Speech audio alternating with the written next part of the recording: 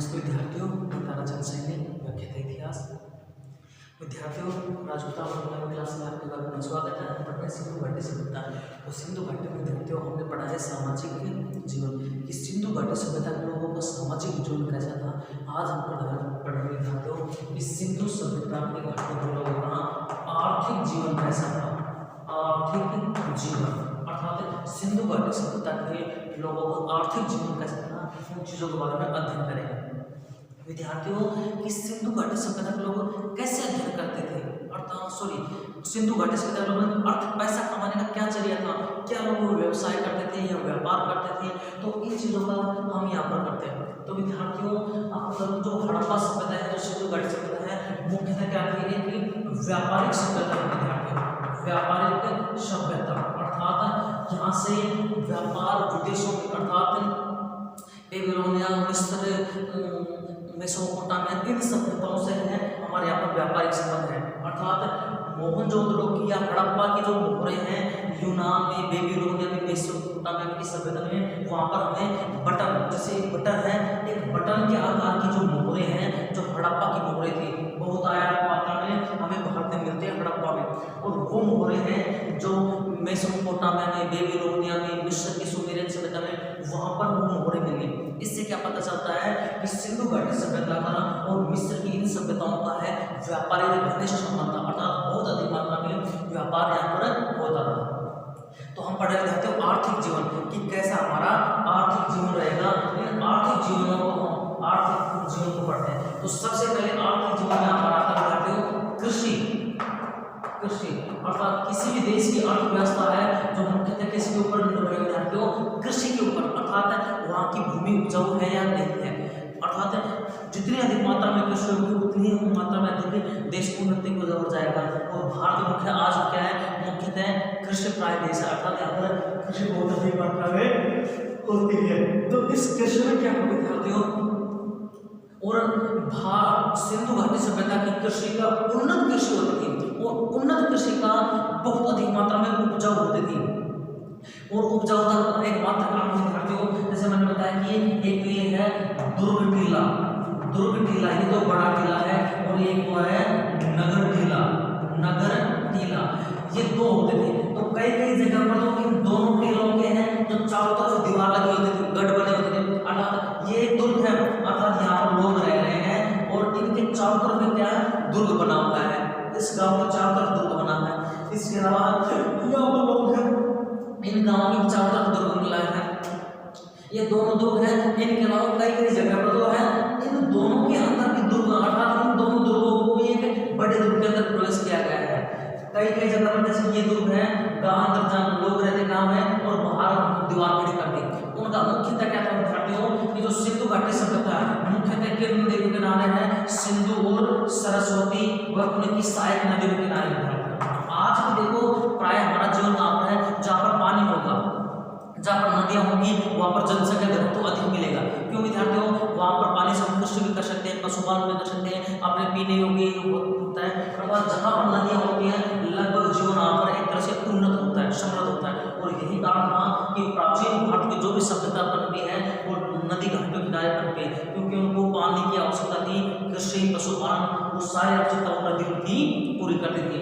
और जो वैदिक लोग हैं, जो सरस्वती नदी है वैदिक सभ्यता में, वो अगला पाठ है काम, उसमें तो वैदिक लोग जो ऋषि मुनि लोग हैं इस सरस्वती नदी की एक तरह से उपासना करते नहीं आते। वो कहते हैं कि नदी तमे, देवी तमे, अम्बी तमे, अर्थात आप ही हो, नदी भी हो आप तो हमारी देवी भी हो, हमारी माता भी हो, अर्थात आप हमारी प्राणदायिनी हो, जीवनदायिनी हो। क्यों कहा गया है, क्योंकि इनके जल के मार्ग से है, इनके जल से हम लोग हैं जो एक तरह से एक अपना जीवन यापन करें। तो जितनी भी अर्थव्यवस्था, जितनी भी संस्कृतियाँ हुई हैं, या आज का कोई देश, आज का कोई गांव देख लो या जगह देख लो जहाँ पर नदियाँ हैं वहाँ पर कृषि भी उन्नत हो रही है, व्यवस्था भी उन्नत है और अधिक जनसंख्या घनत्व है, क्योंकि नदियों के किनारे लोग अधिक रहेंगे।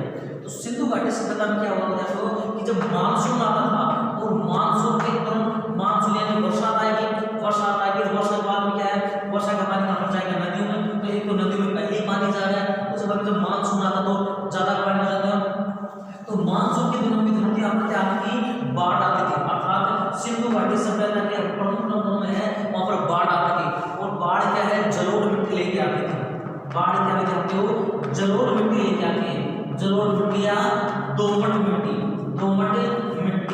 दोमट मिट्टी किसे कहा जाता है? दो प्रकार की मिट्टी, एक तो विद्यार्थी स्थानीय मिट्टी अर्थात जो वर्तमान में है, और एक नदियों के द्वारा बहाव फैलाई हुई मिट्टी। तो ये क्या है? उपजाऊ हो जाता है। जब बाढ़ चली जाती है उस समय लोग अपनी फसल उगाते थे और एक भरपूर मात्रा में, बहुत अधिक मात्रा में यहाँ पर अन्न पैदा होता था। तो जो अपना मेहरगढ़ है उसको तो बोलते हैं बलूचिस्तान का अन्न का कटोरा, अर्थात पूर्वापाषाण काल का एक पाठ रह गया, वो नहीं पढ़े हम, उसको पढ़ेगा करेंगे इसके पाठकाल में कि जो पूर्वापाषाण वाला काल था उस जो बलूचिस्तान वर्तमान है, बलूचिस्तान, ये बलूचिस्तान है वर्तमान में अभी भी है, चर्चा में है, क्योंकि यहाँ पर है जो पाकिस्तान के अधीन है, पाकिस्तानी लोग इस पर अत्याचार कर रहे हैं, अपने अलग देश की मांग कर रहे हैं। तो इस पाकिस्तान में विद्यार्थी मेहरगढ़ है, इस मेहरगढ़ में लगभग 700 ईसा पूर्व है कृषि के साक्ष्य मिले हैं, और उसमें क्या है? गेहूं के साक्ष्य मिले हैं इस मेहरगढ़ में। और यहाँ पर इतना ज्यादा अन्न होता था कि बलूचिस्तान का अन्न का कटोरा कहा जाता था। कौन? मेहरगढ़। तो वह विद्यार्थियों जब यहाँ पर जलोढ़ मिट्टी आती थी, उपजाऊ मिट्टी आती, बाढ़ निकल गई, और विद्यार्थी दुर्ग क्यों बनाए गए? क्योंकि जब बाढ़ आती थी तो दुर्ग से बाहर आना, गाँव से बाहर जाएगा के अंदर जाए तो बड़ी बड़ी दीवारें लोग लगाते थे तो बाहर जाए। तो इस तरह से लोग अपने नगरों की रक्षा करते थे, अपने गांव की रक्षा करते थे, और जो अपने खेतों में क्या जलोढ़ मिट्टी आ जाती है। उसके बाद में आई ये लोग फसल पैदा करते हैं और एक बहुत अधिक मात्रा में यहाँ पर फसल पैदा होती है विद्यार्थियों। तो इस तरह से कृषि मुख्य साधन था सिंधु घाटी सभ्यता के विद्यार्थियों। और यहाँ पर है गेहूं, जौ, चावल, ये सारी किस्में हैं यहाँ पर, जो गेहूं, चावल, मक्का, कपास, ये सब कुछ है यहाँ पर मिलता है विद्यार्थियों। गेहूं की दो प्रकार की फसलें हैं, एक तो है कबल गेहूं, कबल गेहूं, एक तो है कबल गेहूं और एक है लघु गेहूं। अर्थात गेहूं की विद्यार्थी दो फसलें हो जाती थी, एक तो कबल गेहूं बड़ा गेहूं और एक लघु गेहूं। दो गेहूं की दो प्रकार की फसलें हैं, जो की भी है, जो मोहनजोदड़ो में दो प्रकार की फसलों का उल्लेख मिला है, जो कि दो प्रकार की फसलों का अर्थात दो यहाँ पर फसलें होती थी। इनके अलावा विद्यार्थियों जो कपास है, कपास सिंधु घाटी सभ्यताओं की सबसे बड़ी देन है। कपास सिंधु घाटी सभ्यता की सबसे बड़ी देन है, सबसे बड़ी देन है। अर्थात सबसे पहले कपास कहाँ पर हुई? सिंधु घाटी सभ्यता में कपास होती है। कपास सिंधु घाटी सभ्यता की सबसे प्रमुख देन है विद्यार्थियों। और कई शताब्दियों सिंधु घाटी सभ्यता के कई शताब्दियों बाद तक भी है जो मिस्र की नील नदी घाटी है वहां पर कपास नहीं होते थे। अर्थात सिंधु घाटी विश्व की देन, अर्थात विश्व को देन, अर्थात सिंधु घाटी सभ्यता ने विश्व को कपास दिया। सिंधु घाटी सभ्यता में कपास होने से कई शताब्दियों बाद में है, मिस्र में कपास से नहीं होते थे। तो बहुत अधिक मात्रा में ऐसे कपास हमारे भारत से जाते थे। तो इस तरह से विद्यार्थियों बहुत बड़ी मात्रा में हमारे यहाँ पर कृषि हुआ करती थी। और कृषि में वो सब है जो आज है, गेहूं, जौ, चावल, ये सब चीजें हमें यहाँ पर मिलती है। तो विद्यार्थियों जो कृषि है सिंधु घाटी सभ्यता की उन्नत थी।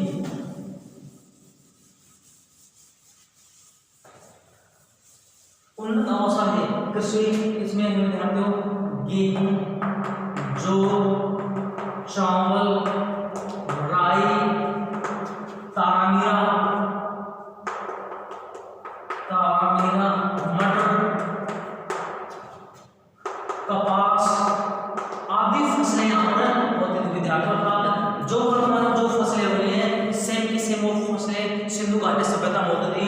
गेहूं की दो किस्में होती थी विद्यार्थियों, दो किस्में हमें मिली है, गेहूं की दो किस्में, जौ की भी दो किस्में हमें मिली हुई है, और कपास विश्व को देन, अर्थात पूरे विश्व को किसने कपास दिया है? सिंधु घाटी सभ्यता ने विश्व को कपास दिया है। तो ये है विद्यार्थियों हमारा कृषि, जो कृषि मुख्यतः एक तरह से और कई जगह पर विद्यार्थियों हमें है, कई जगह पर है, जैसे कालीबंगा है, कालीबंगा जगह है अपने राजस्थान में, और इस कालीबंगा में हमें दोहरे जोते हुए खेती मिली। अर्थात वहाँ पर एक साल में 2 बार खेती होती थी, दोहरे जोते, अर्थात एक बार तो ऐसे आजकल ट्रैक्टर चलाते हैं, एक बार ऐसे ऐसे दोहरे जोते हुए खेत मिले हैं। दोहरे जोते अर्थात 2 प्रकार की कृषि होती थी, 2 प्रकार की हमें यहाँ पर चीजें मिलती है। तो ये हम विद्यार्थियों कृषि जो बहुत अधिक मात्रा में हमारे भारत देश में सिंधु घाटी सभ्यता में होता था। दूसरा विद्यार्थियों पशुपालन, पशुपालन तो विद्यार्थियों ये ध्यान रखना, ये दोनों एक तरह से साथ साथ है। जहाँ पर कृषि होगी वहाँ पर पशुपालन होगा, जहाँ पर विद्यार्थी कृषि होगी वहाँ पर पशुपालन होगा। आज हमारे पास विद्यार्थी ट्रैक्टर है, एक तरह से उन्नत ट्रैक्टर है, खरीद सब कुछ, लेकिन प्राचीन काल में कृषि पशुपालन के माध्यम से किया जाता है। जैसे बैलों के माध्यम से बैल जोतने का काम आते थे, अपनी फसल काट कृषि तो है जो पशुपालन के माध्यम से विद्यार्थियों जहाँ पर कृषि होगा वहाँ पर पशुपालन होगा। और हमारे यहाँ पर है जो पशुपालन की जो वर्तमान में हमारे जो सारी चीजें हैं वो सारे के सारे पशुपालन होते हैं। जैसे कि है बैल, भैंस, बकरी, ऊंट, घोड़ा, बैल, भैंस, बकरी, ऊंट, घोड़ा, ये सभी जानवर अर्थात कुत्ते, बिल्ली, इन कुत्ते बिल्ली को लोग पालतू जानवर के रूप में पालते हैं। कुत्ते बिल्ली अर्थात ये सभी जानवर हैं जो सिंधु घाटी सभ्यता में मिलते हैं, जो वर्तमान में मिलते हैं वो मिलते हैं। इसमें है जो हाथी भी मिला विद्यार्थियों, हाथी भी मिला है, हाथी और घोड़े। हाथी क्या है, हालांकि इनकी जो अस्थियां थी, शरीर की जो हड्डी थी वो बहुत कम मात्रा में मिली है, लेकिन जो मोहरे थी, मोहरे चित्र थे, इन मोहरे चित्रों पर हाथी के पर्याप्त निशान मिले हैं। तो वही व्यक्ति निशान बनाएगा, वही व्यक्ति चित्र बनाएगा जो जानता हो। तो यहाँ पर पर्याप्त मात्रा में हाथी मिले हैं विद्यार्थियों। घोड़ा एक राणा घुंडई जगह है, एक राणा घुंडई जगह, इस राणा घुंडई में है घोड़े का एक जबड़ा मिला है, लोथल से इनके घोड़े के अवशेष मिले हैं। तो लगभग है जो हमें वर्तमान में जो जानवर है वो सभी जानवर है जो सिंधु घाटी सभ्यता में थे और उन्होंने पालतू बनाए। वो लोग दूध, दही इन सभी का लोग सेवन करते थे। ये हमारा पशुपालन था। इनमें हिरणों की भी अलग अलग, जैसे कि हिरण है, उन हिरणों की भी अलग अलग जो प्रजाति, जैसे चीतल होता है, हिरण होता है, बारहसिंगा होता है, इन सभी जो प्रजाति को उनको ज्ञान था विद्यार्थियों। इसके बाद में आता है विद्यार्थियों अपना पशुपालन के बाद में आता है उद्योग और शिल्प। तीसरा बिंदु आता है विद्यार्थियों उद्योग और शिल्प। क्या सिंधु घाटी सभ्यता के लोग हैं जो पशुपालन और कृषि करते थे या वो उद्योग या शिल्प भी करते थे? तो विद्यार्थियों प्रश्न निकल कर आता है, उत्तर निकल कर आता है कि हाँ, सिंधु घाटी सभ्यता के लोग मुख्यतः उद्योग शिल्प भी करते थे। यहाँ पर बहुत ज्यादा मीनाकारी क्वेश्चन है। हड़प्पा सभ्यता कांस्यकालीन सभ्यता है, कांस्यकालीन सभ्यता। कांस्यकालीन सभ्यता किसे कहते हैं विद्यार्थियों? जो कांस्य अर्थात है, पहले तो हमारे यहाँ पर तांबे की खोज हुई, और तांबा फिर क्या था कि तांबा एक नरम वस्तु है, एक लचीला है। आज उसे तांबे का तार उसको मोड़ देते हैं, तांबा को लाड़े नहीं बन सकते हैं। तो उसके बाद में है एक कांस्य की खोज की गई, अर्थात तांबे में क्या मिलाया गया टिन, अर्थात तांबा को टिन मिलाकर क्या बनाया गया?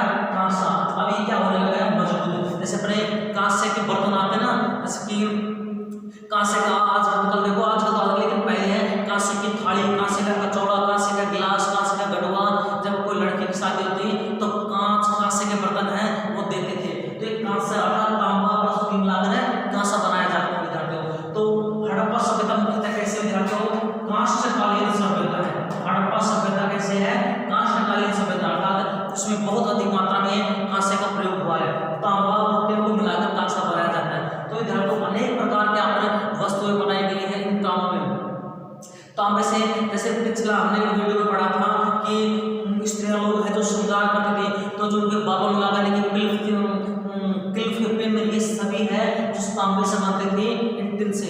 और एक जितने अधिकांश जो मोहरे हैं, नृत्य की मूर्ति है, एक तरह से नृत्य की मूर्ति मिली है, नृत्य की है जो हमें मूर्ति मिली। मोहरे बर्तन आदि हमें जो कांसे की मिली है, अर्थात बहुत अधिक मात्रा में जो कांसे की नृत्य की मूर्ति, मोहरे, बर्तन ये मिलते हैं जो एक कांस्य युगीन सभ्यता। अर्थात कांस्य युगीन का मतलब होता है कि जिस समय पर अधिक मात्रा में बर्तन मिलते हैं। जैसे वर्तमान में कौन सी सभ्यता चल रही है? स्टील की। हमारे जितने भी गिलास, जितने भी बर्तन निकल रहे हैं सारे किसके बनते हैं? स्टील के। तो हमको कहते हैं वर्तमान में स्टील की सभ्यता है। ऐसे विद्यार्थी समय कांस्य युगीन सभ्यता की, अर्थात जितने भी बर्तन मिले हैं कांस्य की मिले विद्यार्थियों, तो कांस्य युगीन सभ्यता थी। इसमें है, इस कास्ट में है जो हड़प्पा की सर्वश्रेष्ठ कृति थी, हड़प्पा की धातु कला सर्वश्रेष्ठ थी, सर्वश्रेष्ठ थी। हड़प्पा की जो धातु कला विद्यार्थियों वो अपने आप में सर्वश्रेष्ठ थी, महत्वपूर्ण थी। क्यों थी विद्यार्थियों? क्योंकि अपने आप में एक महत्वपूर्ण चीजें थी। हड़प्पा की धातु कला सर्वश्रेष्ठ थी क्योंकि तांबे और कांस्य से मिलाकर अनेक प्रकार की धातु यहाँ पर बनाए जाते हैं। तो हड़प्पा की धातु कला अपने आप में सर्वश्रेष्ठ थी, मजबूत थी। और अलंकरण के माध्यम से विद्यार्थियों ऐसे नहीं कि बर्तन बनाए, छोटी छोटी मीनाकारी की चीजें हैं, मूर्तियां हैं, पिन है, जोड़े की पिन है, कोई बहुमूल्य चीजें हैं, ये सारी है जो हमें यहाँ पर देते हैं। जैसे सोने चांदी से पैन आभूषण बनाए जाते थे, सेम वही चीजें सारी यहाँ पर होती थी। इन चीजों से है, इनके अलावा तांबे के कुछ औजार मिले हैं विद्यार्थियों, जैसे तीर बना है, चाकू बना, कुल्हाड़ी, पहने औजार, इस तरह से अनेक प्रकार के तांबे में ये चीजें मिलती हैं। तीर, चाकू, कुल्हाड़ी, पहने, ये हड़प्पा काल में अनेक प्रकार के तांबे की चीजें मिलती हैं। इसके आधार पर हम कह सकते हैं विद्यार्थियों कि इस समय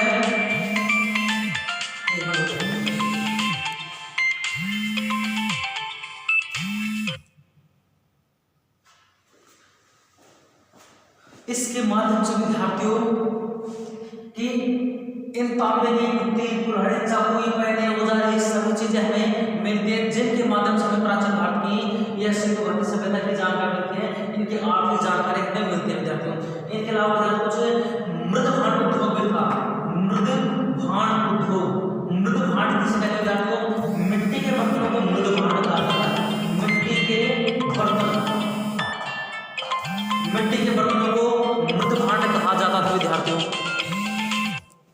मिट्टी के बर्तनों को मृद भांड कहा जाता था विद्यार्थियों। और इन मिट्टी के बर्तनों से हमें है जो ये अलंकृत मृद भांड थे, अलंकृत मृद भांड, अलंकृत मृद भांड होते विद्यार्थियों, अर्थात अलंकरण किए हुए विद्यार्थियों, अर्थात इनके ऊपर अलंकरण किया जाता था, अर्थात डिजाइन किए जाते, अर्थात ये लगभग है जो लाल रंग के होते थे, लाल रंग के होते थे।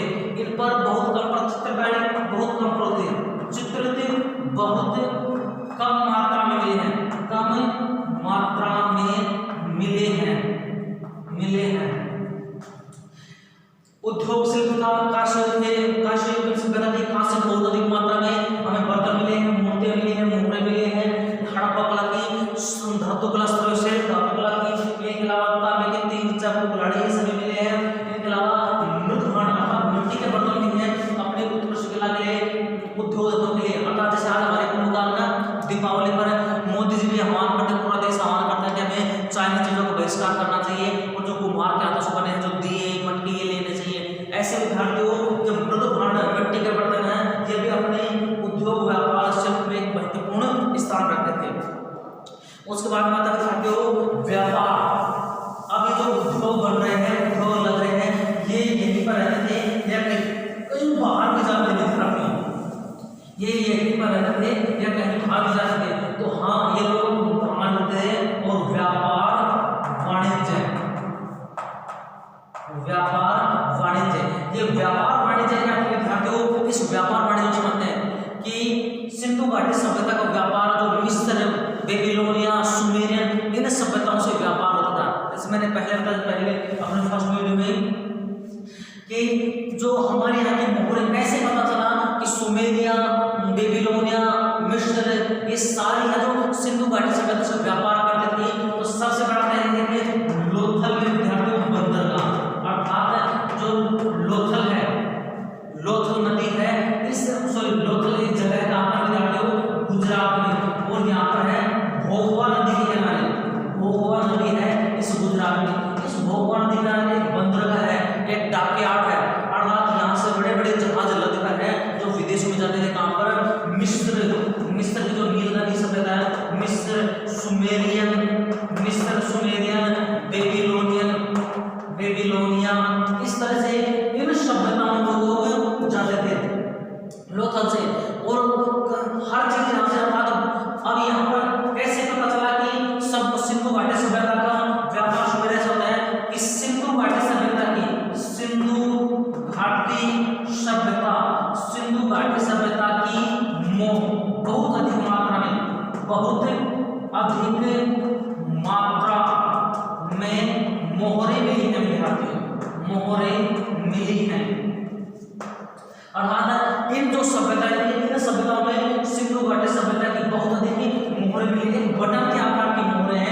बहुत अधिक मात्रा में मिली है। अर्थात जो भी कोई व्यक्ति या व्यापारी है जो अपना माल पैक करके भेजेगा तो अपनी मोहर लगाकर भेजेगा, या फिर व्यापारी से आ जाएगा तो अपनी मोहर लेके जाएंगे।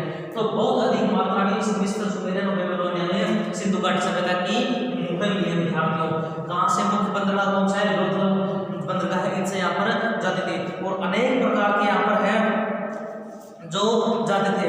इसके अलावा है ये देखो विदेशी व्यापार, एक होता है ना देशी व्यापार, इसमें है जो अलग जैसे कि राजस्थान, बलूचिस्तान,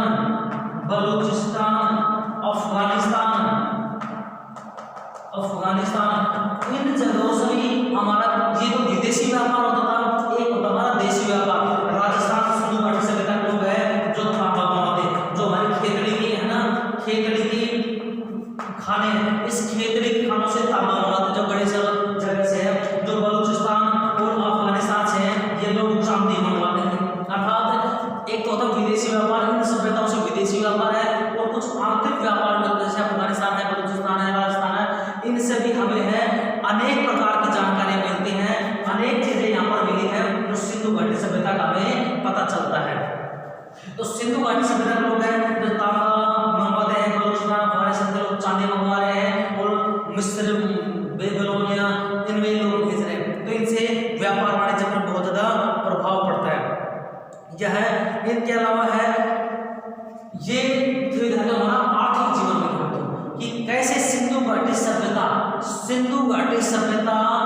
में है, सिंधु घाटी सभ्यता में विद्यार्थियों आर्थिक जीवन, अर्थात उनका आर्थिक जीवन कैसा था?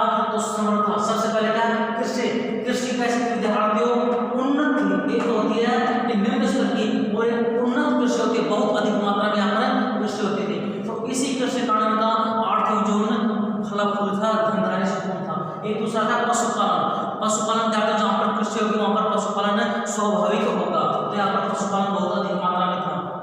उसके अलावा उद्योग शिल्प, हड़प्पा सभ्यता, कांस्य युगीन सभ्यता विद्यार्थियों, यहाँ पर कांस्य के बहुत अधिक मात्रा में उपयोग हुआ, उसको बोलते हैं कांस्य युगीन सभ्यता। अर्थात कांस्य के बर्तन मिले हैं, अलग मोहरें मिली हैं, मूर्तियां मिली हैं, इस सिक्के मिले हैं, सिक्के नहीं मिले इसमें। इसके अलावा है जो उद्योग में इसके तांबे के चाकू, छेने, ये सारी चीजें मिली हैं। तो इस और मृद भांड अर्थात अलग मृद भांड मिले हैं। तो उद्योग से भी अपने चरम स्तर पर था, जैसे कि व्यक्ति अपना श्रृंगार करे उसको आभूषण वगैरह सब कुछ चाहिए। इस सारे शिल्प उद्योग अर्थात छोटे छोटे उद्योग में महत्वपूर्ण है। और एक है व्यापार वाणिज्य, और जब हमारा उद्योग शिल्प होगा तो विद्यार्थियों स्वाभाविक है कि हम व्यापार वाणिज्य भी करेंगे। हमारे यहाँ पर व्यापार दो तरीके से होता है विद्यार्थियों, एक तो देशी एक विदेशी। अर्थात सिंधु की सुमेर, बेबीलोनिया, मिस्र इन घाटियों में है, इन सभ्यताओं में मिस्र सिंधु घाटी सभ्यता के लोग जाते हैं और अपना व्यापार करते हैं। वहाँ पर बहुत अधिक मात्रा में सिंधु घाटी सभ्यता के हमें मोहरें मिलती हैं। उन मोहरों से पता चलता है कि भारत सिंधु घाटी सभ्यता और इन सभ्यताओं में है आज परस्पर व्यापारिक संबंध थे। और कुछ है जो राजस्थान से हमारा तांबा मंगवाते, खेतरी खानों से, बलूचिस्तान अफगानिस्तान से लोग चांदी मंगवाते हैं। तो कुछ इनका आंतरिक व्यवहार था। ये था हमारा सिंधु घाटी सभ्यता। थोड़ा सा बचा है उसको देखेंगे कल। तो ये था हमारा सिंधु घाटी सभ्यता का आर्थिक जीवन, सामाजिक जीवन हो गया, आर्थिक जीवन हो गया विद्यार्थियों, धार्मिक जीवन हो गया। अब एक अंतिम बिंदु आता विद्यार्थियों और वह है राजनीतिक जीवन। इस सिंधु घाटी सभ्यता का राजनीतिक जीवन कैसा था इसको पढ़ेंगे विद्यार्थियों कल, क्योंकि राजनीतिक जीवन हमें आज तक समझ में नहीं आया। इसकी लिपि पढ़ी नहीं गई है हमारे पास में, सिर्फ भौतिक अवशेषों के माध्यम से इनका पता लगा रहे हैं और हमें ऐसी कोई जानकारी नहीं मिली कि यहाँ पर राजा राज करता था या सामंत करता था या फिर कोई व्यापारी वर्ग करता था। हमें एक मुकुट जरूर मिला है, उसके माध्यम से कहते हैं कि यहाँ पर शायद कोई सामंत का अधीन रहा होगा या फिर कोई राजा हुआ होगा। तो उसकी हम जानकारी लेंगे कल।